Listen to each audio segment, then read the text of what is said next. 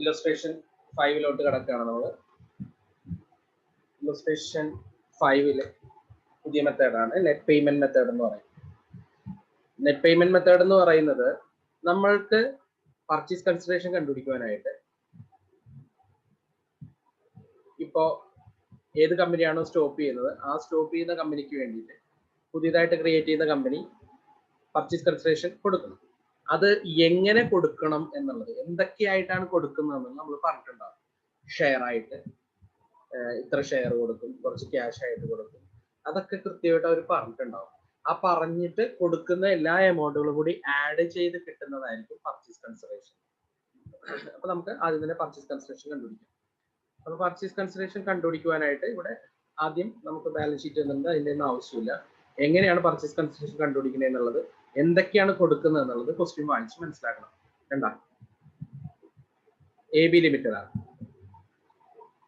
എങ്ങനെ എന്ത് ചെയ്തേക്കണെന്ന് പറഞ്ഞാൽ A B limited agree to take over the liability of and asset. കണ്ട എന്ത് എക്സെപ്റ്റ് ക്യാഷ് വേണ്ടാന്ന്. എ ലിമിറ്റഡിന്റെ ക്യാഷ് വേണ്ട, ബാക്കി എല്ലാ അസറ്റും ലൈബിലിറ്റിയും പുതിയ കമ്പനി ടേക്ക് ഓവർ ചെയ്യുന്നുണ്ട്. കണ്ട ഇനി കൺസിഡറേഷൻ കണ്ടുപിടിക്കുന്ന എങ്ങനെ, discharge of the debenture of B limited.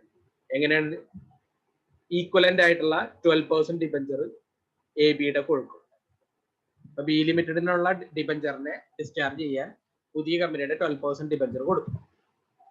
കൂടാതെയോ ഇവിടെ നിന്നാണ് എ ക്യാഷ് പേയ്മെന്റ് ഓഫ് 50 പൈസ. കണ്ടാ എ ക്യാഷ് പേയ്മെന്റ് ഓഫ് 50 പൈസ per share of A limited and B limited. എന്താ ചെയ്യുന്നത്, ഒരു ഷെയറിനെ 50 പൈസ വെച്ച്. ഇപ്പൊ എയുടെ കയ്യിൽ 100 ഷെയർ ഉണ്ടെങ്കിൽ ഒരു ഷെയറിന് 50 പൈസ വെച്ച്, അപ്പൊ എത്ര വരും, 100 × 50 പൈസ. ബിയുടെ കയ്യിൽ 200 ഷെയർ ഉണ്ടെങ്കിൽ 200 × 50 പൈസ. ഇത് ക്യാഷ് ആയിട്ട് കൊടുക്കുന്നു. അപ്പൊ പർച്ചേസ് കൺസിഡറേഷൻ ആയിട്ട് കൊടുക്കുന്ന ഒരു ഭാഗം കിട്ടി. രണ്ടാമത്തെ എന്താ പറയുന്നത്, exchange of 1 share of 10 each at an agreed value of 14 per share of AB Limited for every 2 share held. കണ്ട നമുക്ക് വേണ്ടത് 2 ഷെയർ ഹെൽഡ് എന്ന് പറഞ്ഞിരിക്കുന്ന എമൗണ്ട് ആണ്, A limited and B limited. ഇതിന്റെ അർത്ഥം എന്താണ്, എ ലിമിറ്റഡിനും ബി ലിമിറ്റഡിന്റെ കയ്യിലുമുള്ള 2 ഷെയറിനെ പകരമായി എ ബി ലിമിറ്റഡിന്റെ 1 ഷെയർ 10 രൂപയുടെ 14 രൂപ വിലയിട്ട് കൊണ്ട് തരുന്നു. ഇതാണ് ഇതിന്റെ അർത്ഥം കേട്ടാ. കൃത്യമായിട്ട് ഇത് വായിച്ച് മനസ്സിലാക്കി എടുക്കണേ. അവസാനം എന്താ പറയുന്നത്, ഡയറക്ടർക്ക് ഒരു 10,000 ഷെയർസ് 14 രൂപ വിലയിട്ട് കൊണ്ട് ഇമ്മീഡിയറ്റ് ആയിട്ട് കൊടുക്കുന്നുണ്ട്. അപ്പൊ തന്നെ അതിന്റെ പൈസ മേടിച്ചെടുക്കുകയും ചെയ്യുന്നുണ്ടെന്ന് പറയുന്നു. ഇവിടെ പർച്ചേസ് കൺസിഡറേഷൻ കണ്ടുപിടിക്കാനുള്ള 2 മെത്തേഡ് എന്തൊക്കെയാ പറഞ്ഞേക്കുന്നത്, ഒന്ന് ഓരോ ഷെയറിനും 1 ഷെയറിന് 50 പൈസ വെച്ച് തരാം. കൂടാതെ നിങ്ങൾ 2 ഷെയർ ഇങ്ങോട്ട് തരുമ്പോൾ പകരമായി ഞങ്ങളുടെ 10 രൂപയുടെ ഒരു ഷെയർ 14 രൂപ ഇന്നത്തെ മാർക്കറ്റ് വാല്യൂ ഇട്ടുകൊണ്ട് നിങ്ങൾക്ക് ഓരോന്ന് വെച്ച് തരികയും ചെയ്യാം. ഇതാണ് കണ്ടീഷൻ. ഈ കണ്ടീഷനാണ് നമ്മൾ മനസ്സിലാക്കുന്നത്. പിന്നെ ഡയറക്ടർക്ക് ഒരു 10,000 ഷെയർ കൊടുക്കുന്നുണ്ട്. അത് കഴിഞ്ഞിട്ട് പിന്നെ അവരെന്തോ കൂടി പറയുന്നുണ്ടല്ലോ, എന്താ എല്ലാത്തിന്റെയും പുതുക്കിയ വാല്യൂ പറയുന്നുണ്ട് കേട്ടാ. ഗുഡ്വില്ലിന്റെ പുതിയ value, land and building, plant and machinery, stock debtor, ഇവരുടെ എല്ലാത്തിന്റെയും എയുടെയും ബിയുടെയും പുതുക്കിയ വാല്യൂ പറയുന്നുണ്ട്. നമുക്ക് ഇപ്പൊ തൽക്കാലം പുതുക്കിയ വാല്യൂ ആവശ്യമില്ല. പുതിയ കമ്പനി എഴുതുമ്പോഴാണ് പുതുക്കിയ വാല്യൂന്റെ ആവശ്യം. ബുക്സ് ഓഫ് അക്കൗണ്ട് ക്ലോസ് ചെയ്യാനാണ് പറയുന്നത്. അപ്പൊ മക്കളെ ഫസ്റ്റ് സ്റ്റെപ്പ് പർച്ചേസ് കൺസിഡറേഷൻ കണ്ടുപിടിക്കലല്ലേ. അപ്പൊ ആദ്യം തന്നെ നിങ്ങൾ വന്ന് ചെയ്യേണ്ടത് രണ്ടിലും എത്ര ഷെയർ വെച്ച് ഉണ്ട് എന്ന് നമ്മൾ കണ്ടുപിടിക്കും. 2 പേർക്ക് നമ്പർ ഓഫ് ഷെയർ എത്രയാണ് കണ്ടുപിടിക്കുക. നമ്പർ ഓഫ് ഷെയർ എത്രയെന്ന് കണ്ടുപിടിക്കാനായിട്ട് ക്വസ്റ്റ്യൻ നോക്കിയിട്ടായിരിക്കും നമ്മൾ കണ്ടുപിടിക്കുന്നത്.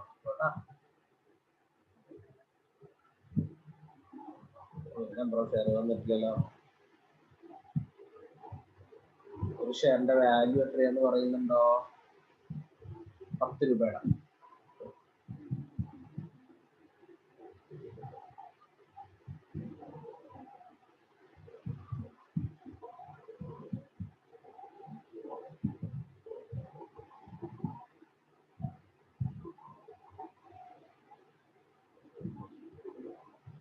ഒരു ഷെയറിന്റെ വാല്യൂ എത്രയാണ് പറഞ്ഞത്, ക്വസ്റ്റ്യൻ ഇൻകംപ്ലീറ്റ് ആണ്. 5 രൂപയായിട്ടാണ് ഇവർ കൺസിഡർ ചെയ്തേക്കുന്നത് കേട്ടോ മക്കളെ. ശരിക്കും അവിടെ പറയേണ്ടതാണ്, പക്ഷെ ഇവരത് പറഞ്ഞിട്ടില്ല. 36 പേജ് മിസ്സിംഗ് ആണോ നോക്കട്ടെ. 36 കഴിഞ്ഞിട്ട് 30, 35, 36 എല്ലാ പേജും ഉണ്ടല്ലോ. ഇവിടെ എത്രയാണ് നമ്പർ ഓഫ് ഷെയർ എന്ന് പറയുന്നില്ല, ഫേസ് വാല്യൂ പറയുന്നില്ല കേട്ടാ. ഞാനിപ്പോ എഴുതി ചേർക്കാം ഇവിടെ. ₹5 ഈച്ച് എന്ന് എഴുതണേ കേട്ടാ, അല്ലെങ്കിൽ നമുക്കത് അറിയാൻ പറ്റില്ല. നോക്കിയേ, 5 ലക്ഷം രൂപയുടെ ആകെ ഷെയർ ഉണ്ട്. ഒരു ഷെയറിന് 5 രൂപയാണെങ്കിൽ അപ്പൊ നമ്പർ ഓഫ് ഷെയർ എത്രയാണ്? 1 lakh. രണ്ടാമത്തെ കമ്പനി 3 ലക്ഷം രൂപയുടെ ഷെയർ ഉണ്ട്. ഒരു ഷെയറിന് 5 രൂപ വെച്ചാണ്. അപ്പൊ എത്ര വരും? 60,000. ഇങ്ങനെ എണ്ണം കണ്ടുപിടിക്കണം കേട്ടോ ആദ്യം തന്നെ. ഇവര് തന്നിട്ടില്ല, കുറെയൊക്കെ മിസ്സിംഗ് ആണ്. ടെക്സ്റ്റിന്റെ പ്രത്യേകത അങ്ങനെയാണ്, പകുതി ഉണ്ടാവും. അപ്പൊ നമ്പർ ഓഫ് ഷെയർ എങ്ങനെ കണ്ടുപിടിക്കണം മക്കളെ? ആകെ വാല്യൂവിനെ ഒരു ഷെയറിന്റെ വാല്യൂ വെച്ച് ഡിവൈഡ് ചെയ്താൽ മതി. ഇവിടെയും ആകെ വാല്യൂവിനെ ഒരു ഷെയർ വെച്ച് ഡിവൈഡ് ചെയ്യാം. അപ്പോ എയുടെ കയ്യിൽ എത്ര ഷെയർ ഉണ്ട് മക്കളെ? 1 ലക്ഷം ഷെയർ ഉണ്ട്. ബിയുടെ കയ്യിൽ എത്ര ഷെയർ ഉണ്ട്? 60,000 ഷെയർ. നമ്മൾ ആദ്യം തന്നെ എത്ര എണ്ണം എന്നുള്ളതാണ് കണ്ടുപിടിക്കേണ്ടത്. ഇനി ഒരു ഷെയറിന് ഇവർ 50 പൈസ വെച്ച് കൊടുക്കാന്നല്ലേ പറഞ്ഞത്? 1 ലക്ഷം ഷെയർ അല്ലേ ആകെ ഉള്ളത്. 1 ലക്ഷം ഷെയർ പേർക്കും 50 പൈസ വെച്ച് കൊടുക്കുമ്പോൾ 50,000 രൂപ ക്യാഷ് ആയിട്ട് കൊടുക്കും. പിന്നെ പറയേണ്ടത് എന്താണ്? 2 ഷെയറിന് ഒരു ഷെയർ 14 രൂപ വില ഇട്ടുകൊണ്ടല്ലേ. പ്രത്യേകം ശ്രദ്ധിക്കേണ്ട, അത് കണ്ടുപിടിക്കാനായിട്ട് ഞാൻ പറയുന്ന ഒരു മെത്തേഡ് പറഞ്ഞുതരാം. നിങ്ങൾ അങ്ങനെ ശ്രദ്ധിച്ച് ചെയ്താൽ പെട്ടെന്ന് ചെയ്യാൻ പറ്റും. ആകെ എത്ര രൂപയുടെ ഷെയർ കിട്ടുന്നു എന്ന്, ഇക്വിറ്റി ഷെയർ കൊടുക്കുന്നു എന്ന് അറിയാൻ വേണ്ടി നമ്പർ ഓഫ് ഇക്വിറ്റി ഷെയർ ഇപ്പൊ ഉള്ളത് എഴുതി വെക്കാം. 1 ലക്ഷം ഷെയർ അല്ലേ ഉള്ളത്, ബൈ ഹെൽഡ് എന്ന് പറയില്ലേ, 2 ഷെയറിന് ഒരു ഷെയർ അല്ലേ കൊടുക്കുന്നത്. അപ്പൊ 2 ഷെയർ ഹെൽഡ് എന്നുള്ളത് വെച്ച് ഡിവൈഡ് ചെയ്യാം. ഒരു ഷെയർ അല്ലേ കൊടുക്കുന്നത്, കൊടുക്കുന്ന ഷെയർ വെച്ച് മൾട്ടിപ്ലൈ ചെയ്യാം. പിന്നെ മാർക്കറ്റ് വാല്യൂ വെച്ച് മൾട്ടിപ്ലൈ ചെയ്യാം. ഇങ്ങനെയാണ് ഇത് കണ്ടുപിടിക്കുന്നത് കേട്ടാ. നമ്മുടെ കയ്യിലുള്ള ഷെയർ മുകളിൽ എഴുതുക, ഹെൽഡ് എന്ന് പറഞ്ഞേക്കുന്നത് വെച്ച് ഡിവൈഡ് ചെയ്യുക, ഇഷ്യൂ വെച്ച് മൾട്ടിപ്ലൈ ചെയ്യുക, പിന്നെ ഇഷ്യൂഡ് വാല്യൂ വെച്ച് മൾട്ടിപ്ലൈ ചെയ്യുക. അപ്പൊ എത്ര കിട്ടും മക്കളെ? 7 ലക്ഷം. അപ്പൊ 50,000 രൂപ ക്യാഷ് ആയിട്ടും 7 ലക്ഷം രൂപയുടെ ഷെയറുമായിട്ട് ഇവർക്ക് ആകെ കിട്ടുന്നത് എത്രയാണ്? 7.5 ലക്ഷം രൂപയുടെ ഷെയർ ആണ് കിട്ടുന്നത്. അപ്പൊ പർച്ചേസ് കൺസിഡറേഷൻ ഒന്നാമത്തെ കമ്പനിയുടെ ആയല്ലോ. രണ്ടാമത്തെ കമ്പനിക്ക് 60,000 പേരാണ് ഉള്ളത്. അവർക്ക് 50 പൈസ വെച്ചിട്ട് 60,000 × 50 30,000 രൂപ. അവരുടെ എങ്ങനെ കണ്ടുപിടിക്കുന്നത്? ഇതുപോലെ 60,000 ഡിവൈഡഡ് ബൈ 2 × 1 × 14, 4,20,000. രണ്ടും കൂടി കൂട്ടുമ്പോൾ അവരുടെ ആകെ ഷെയർ എത്രയാണ്? 4,50,000. അപ്പൊ രണ്ടുപേരുടെയും പർച്ചേസ് കൺസിഡറേഷൻ കഴിഞ്ഞല്ലോ. ഇനി ഇവിടെ ഡിബഞ്ചർ കൊടുക്കുന്നുണ്ട്. ഒരു ഡിബഞ്ചർ, പഴയ ഡിബഞ്ചറിന് പകരം പുതിയ ഡിബഞ്ചർ കൊടുക്കുന്നുണ്ട്. പക്ഷെ പഴയ ഡിബഞ്ചറിന് പകരം പുതിയ ഡിബഞ്ചർ കൊടുക്കുന്നത് പർച്ചേസ് കൺസിഡറേഷന്റെ ഭാഗമല്ല. അപ്പൊ അതുകൊണ്ട് അത് പർച്ചേസ് കൺസിഡറേഷൻ എന്ന ഭാഗത്ത് ട്രീറ്റ് ചെയ്യേണ്ട ആവശ്യമില്ല. അപ്പൊ മക്കളെ, ഒന്നാമത്തെ കമ്പനിയുടെ പർച്ചേസ് കൺസിഡറേഷൻ എത്രയാണ്? 7.5 ലക്ഷം. രണ്ടാമത്തെ കമ്പനിയുടെ പർച്ചേസ് കൺസിഡറേഷൻ എത്രയാണ്? 4.5 ലക്ഷം. Purchase consideration കിട്ടിക്കഴിഞ്ഞു. ഇനി നമ്മൾ ആസ് യൂഷ്വൽ ചെയ്യുന്ന പോലെ തന്നെയാണ് നിങ്ങൾക്ക് ചെയ്യാൻ പറ്റുന്നതാണ്. ജസ്റ്റ് പറഞ്ഞുതരാം, റിയലൈസേഷൻ അക്കൗണ്ട് ചെയ്യാൻ. എന്താ, എല്ലാത്തിന്റെ ഓൾഡ് വാല്യൂ എഴുതി. ലാൻഡ് ആൻഡ് ബിൽഡിങ്ങിന്റെ ഓൾഡ് വാല്യൂ, പ്ലാന്റ് ആൻഡ് മെഷീനറിയുടെ ഓൾഡ് വാല്യൂ, സ്റ്റോക്കിന്റെ ഓൾഡ് വാല്യൂ, ഡെറ്ററിന്റെ ഓൾഡ് വാല്യൂ, ഇപ്പുറത്തെ ക്രെഡിറ്ററിന്റെ ഓൾഡ് വാല്യൂ, പർച്ചേസ് കൺസിഡറേഷൻ എഴുതി ബാലൻസ് ചെയ്തപ്പോൾ ഇത്രയും രൂപ നമുക്ക് ലാഭം. സാധാരണ ചെയ്യണ പോലെ കേട്ടാ. ബാലൻസ് ഷീറ്റ് നോക്കിയിട്ട് നമ്മൾ എല്ലാ ഐറ്റങ്ങളും എടുക്കുന്നത്. ഇനി ഒരു കാര്യം പ്രത്യേകം ശ്രദ്ധിക്കാനുള്ളത്, ഒരു ലോൺ ഉണ്ടായിരുന്നു, മോർഗേജ് ലോൺ. അത് പുതിയ കമ്പനി ടേക്ക് ഓവർ ചെയ്യുന്നില്ല. ഇനി ഇവിടെ പ്രത്യേകം ശ്രദ്ധിക്കുക, പുതിയ കമ്പനിയുടെ ക്യാഷ് ഇല്ലേ, അല്ല പഴയ കമ്പനി നിർത്തുന്ന കമ്പനിയുടെ ക്യാഷ് ഇവിടെ എഴുതിയിട്ടില്ല കേട്ടാ. ബാലൻസ് ഷീറ്റ് നോക്കിയാൽ അത് ക്യാഷ് എന്തുകൊണ്ട് ഇവിടെ എഴുതാഞ്ഞെന്ന് വെച്ചാൽ പുതിയ കമ്പനിക്ക് ക്യാഷ് വേണ്ട. അപ്പൊ അതുകൊണ്ട് ടേക്ക് ഓവർ ചെയ്യാത്തതുകൊണ്ട് ക്യാഷ് ഇവിടെ എഴുതിയിട്ടില്ല. പിന്നെ ഒരു മോർഗേജ് ലോൺ ഉണ്ടല്ലോ, ആ മോർഗേജ് ലോൺ ഇവിടെ എഴുതിയിട്ടില്ല. കാരണം എന്താണ്? പുതിയ company mortgage loan take over ചെയ്യുന്നില്ല. അപ്പൊ മോർഗേജ് ലോൺ 60,000 രൂപയാണ് ഉള്ളത്. നിങ്ങൾ നോക്കിയ മോർഗേജ് ലോൺ എവിടെയാണ്? കണ്ടാ, ലോങ് ടേം ലോൺ ബോറോയിങ്സ്. ഇത് ഡിബഞ്ചർ ആണ്, ഇത് മോർഗേജ് ലോൺ ആണ്. ഈ മോർഗേജ് ലോൺ പുതിയ കമ്പനിക്ക് വേണ്ടാന്ന് പറഞ്ഞു. പുതിയ കമ്പനിക്ക് വേണ്ടാന്ന് എന്തെങ്കിലും പറഞ്ഞിട്ടുണ്ടെങ്കിൽ അത് പഴയ കമ്പനി ഡയറക്റ്റ് സെറ്റിൽ ചെയ്യണം. അപ്പൊ അത് റിയലൈസേഷനിലേക്ക് എഴുതാൻ പാടില്ല, നേരിട്ട് സെപ്പറേറ്റ് അക്കൗണ്ട് വരയ്ക്കണം. ഇനി ലൈബിലിറ്റി ആയതുകൊണ്ട് നമ്മൾ അത് എവിടെ എഴുതി? ക്രെഡിറ്റ് സൈഡിൽ എഴുതി. എന്നിട്ട് അത് സെറ്റിൽ ചെയ്യുമ്പോഴത്തേക്കും ടു ബാങ്ക് എന്ന് പറഞ്ഞ് അത് പൈസ കൊടുക്കുന്നതായിട്ട് സെറ്റിൽ ചെയ്യും.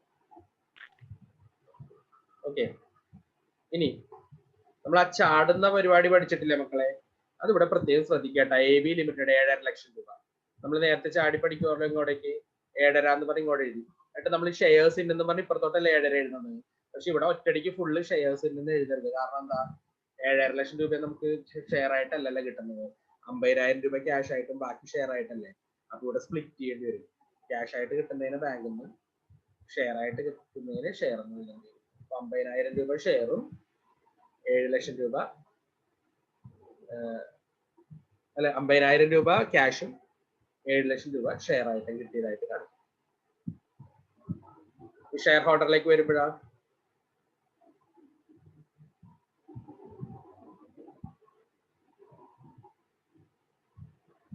അല്ല, ഷെയർ ക്യാപിറ്റൽ എഴുതി, ജനറൽ റിസർവ് എഴുതി, P&L എഴുതി, റിവാലുവേഷന്റെ പ്രോഫിറ്റ് എഴുതി, പിന്നെ റിസർവിൽ ഒരു നെഗറ്റീവ് ബാലൻസ് ഉണ്ട് അതും എഴുതി, പിന്നെ ഷെയർ എന്ന് പറഞ്ഞ 7.5 ലക്ഷം രൂപ എഴുതി.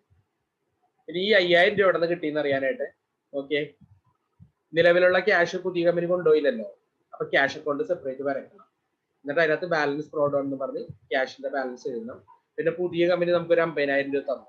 അങ്ങനെ മൊത്തം നമ്മുടെ കയ്യിലോട്ട് നിർത്തുന്ന കമ്പനിക്ക് 15,000 രൂപ കയ്യിൽ ഓൾറെഡി ഉണ്ടായിരുന്നു, 50,000 രൂപ പുതിയ കമ്പനി തന്നു. അങ്ങനെ മൊത്തം 65,000 രൂപ കയ്യിലുണ്ടല്ലോ. ഇതിൽ നിന്നാണ് ആ മോർഗേജ് ലോൺ കൊടുക്കാനായിട്ട് 60,000 കൊടുത്തത്. ബാക്കി 5,000 രൂപ ഉണ്ടല്ലോ, ഈ 5,000 രൂപ നമ്മൾ ഷെയർ ഹോൾഡേഴ്സിന് കൊടുത്തു. ഇതോടുകൂടി ഷെയർ ഹോൾഡർ അക്കൗണ്ട് ക്ലോസ് ആയി. ഇങ്ങനെയാണ് ഷെയർ ഹോൾഡർ അക്കൗണ്ട് ക്ലോസ് ചെയ്യുന്നത്.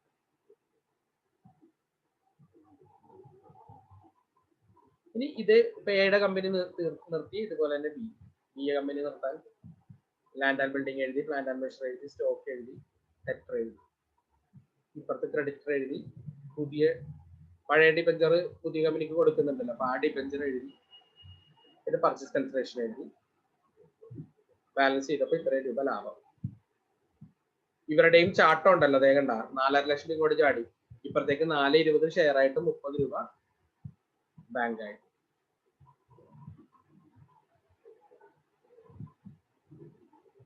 $4,20,000 രൂപ ഷെയർസ് ഇങ്ങോട്ട് വന്നു.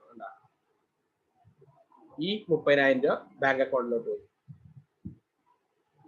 ഇനി ആ 30,000 രൂപ നമുക്ക് ഇവിടെ സെറ്റിൽമെന്റ് ചെയ്യാനായിട്ട് ആർക്കും കൊടുക്കാനൊന്നും ഇല്ലാത്തതുകൊണ്ട് നേരെ അത് ഷെയർ ഹോൾഡേഴ്സിന് കൊടുത്തു.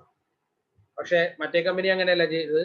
അവിടെ പുതിയ ആള് തരുന്ന പുതിയ കമ്പനി തരുന്ന 50,000 രൂപയും നമ്മുടെ കയ്യിലുണ്ടായിരുന്ന 15,000 കൂടി കൂട്ടി 65,000 ഉണ്ടായിരുന്നു. അതിൽ നിന്ന് 60,000 ഷെയർ ഹോൾഡറിനല്ല കൊടുത്തത്, നമ്മുടെ പഴയ കടം സെറ്റിൽ ചെയ്യാനാണ്. കാരണം പുതിയ കമ്പനി ടേക്ക് ഓവർ ചെയ്യാത്ത ആ കടം സെറ്റിൽ ചെയ്യാൻ വേണ്ടിയിട്ടാണ് എടുത്തത്. ഷെയർ ഹോൾഡർ അക്കൗണ്ട് ചെയ്താൽ മതി.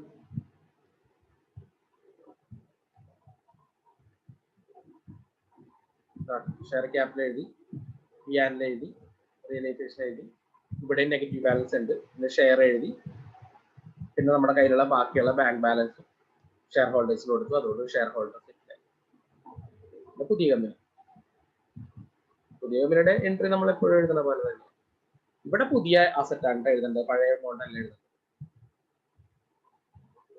Business purchase account at liquidator of A B. Asset കണ്ട എല്ലാത്തിന്റെയും പുതിയ വില എഴുതണം കേട്ടാ. സ്റ്റോക്കിന്റെ പുതിയ വില, എല്ലാത്തിന്റെയും പുതിയ വില, ലൈബിലിറ്റി എഴുതി, പിന്നെ പർച്ചേസ് കൺസിഡറേഷൻ എഴുതി. ഞാൻ പർച്ചേസ് കൺസിഡറേഷൻ സെറ്റിൽ ചെയ്യണം എങ്ങനെ പിള്ളേരെ? 7.5 ലക്ഷം രൂപ കൊടുക്കുന്നത് 5 ലക്ഷം രൂപ ഷെയർ ആയിട്ടും 2 ലക്ഷം രൂപ പ്രീമിയം ആയിട്ടും 50,000 ക്യാഷ് ആയിട്ടും. ഇതെങ്ങനെ വന്നതെന്ന് ഞാൻ കാണിച്ചു തരാം കേട്ടോ.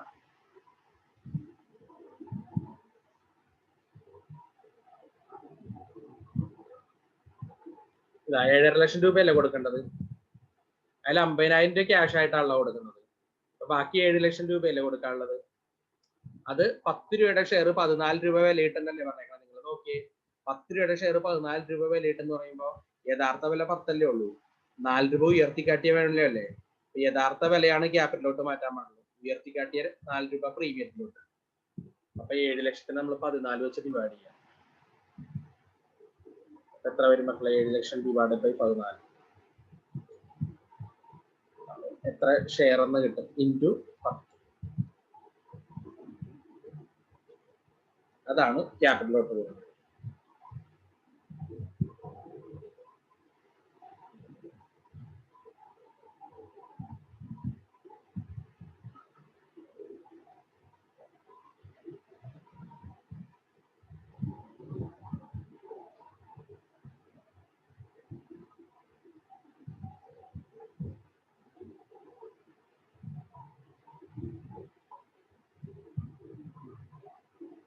ഉണ്ട് 5 ലക്ഷം രൂപ. 5 ലക്ഷം രൂപ 7 ലക്ഷത്തിന് 5 ലക്ഷം രൂപ ക്യാപിറ്റലോട്ട് പോകും. അപ്പൊ ബാക്കിയുള്ള 2 ലക്ഷം രൂപയാണ് പ്രീമിയത്തിലോട്ട് പോകുന്നത്. അപ്പൊ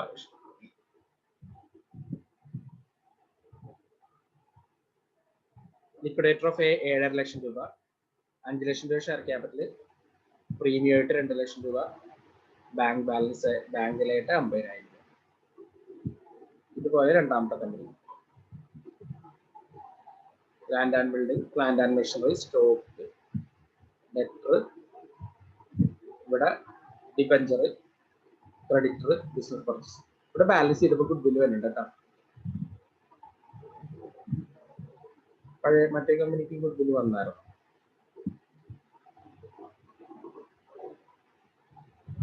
അവിടെയും ഗുഡ് വിൽ വന്നു.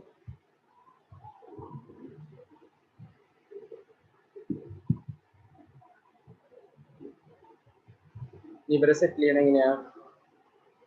എന്താ പഴയ ഡിബഞ്ചർ പകരം പുതിയ ഡിബഞ്ചർ കൊടുത്തു. പഴയ ഡിബഞ്ചർ ക്യാൻസൽ ചെയ്യുമ്പോൾ എന്താ എൻട്രി? 10% ഡിബഞ്ചർ അക്കൗണ്ട് എത്താ 2. പുതിയ ഡിബഞ്ചർ വരുമ്പോഴോ 12% ഡിബഞ്ചർ. ഇനി അവരുടെ 4.5 ലക്ഷം രൂപ കൊടുക്കണം എങ്ങനെയാ? 30,000 രൂപ ക്യാഷ്. അപ്പൊ ബാക്കി 4,20,000 അല്ലേ മക്കളെ? ഡിവൈഡഡ് ബൈ 14 × 10 ആണ് ക്യാപിറ്റൽ. 4,20,000 ഡിവൈഡഡ് ബൈ 14 × 4 ആണ് പ്രീമിയത്തിലോട്ട് പോകുന്നത്. അങ്ങനെയാണ് 3,01,20,000 ആയത്. പിന്നെ പുതിയ ആൾക്ക് നമ്മുടെ ഡയറക്ടർക്ക് ഒരു 10,000 ഷെയർ 14 രൂപ വിൽക്കുന്നില്ലേ? അപ്പൊ 14 × 10,000 1,40,000. അതും 10,000 × 10 ആണ് ക്യാപിറ്റലോട്ട്. 10,000 × 4 സെക്യൂരിറ്റി പ്രീമിയം.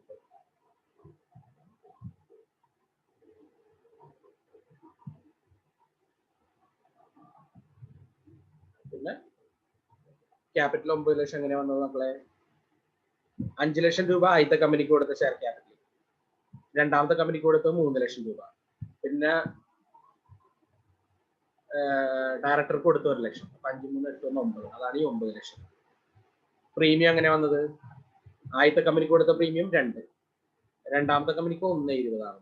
ഇവിടെ വന്ന പ്രീമിയം 1.20. പിന്നെ ഡയറക്ടർക്ക് ഒരു 40. അപ്പൊ 3,60,000 ഉണ്ടാക്കും. 3,60,000.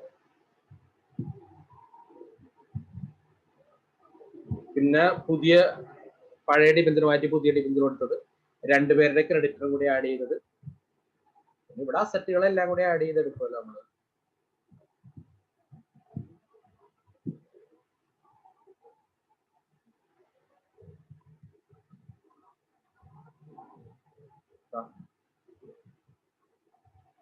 രണ്ട് കമ്പനിയുടെ ലാൻഡ് ആൻഡ് ബിൽഡിംഗ് കൂട്ടിയത്, 2 കമ്പനിയുടെ പ്ലാന്റ് ആൻഡ് മെഷീനറി കൂട്ടിയത്.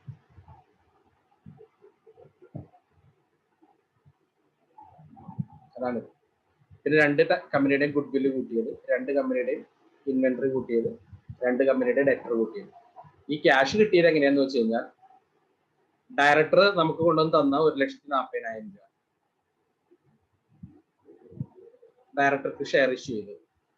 അതിൽ നിന്ന് 50,000 രൂപ എടുത്തിട്ട് എയ്ക്കും കൊടുത്തു, 30,000 രൂപ എടുത്ത് ബിക്കും കൊടുത്തു. എത്ര 80 പോയി അല്ലേ?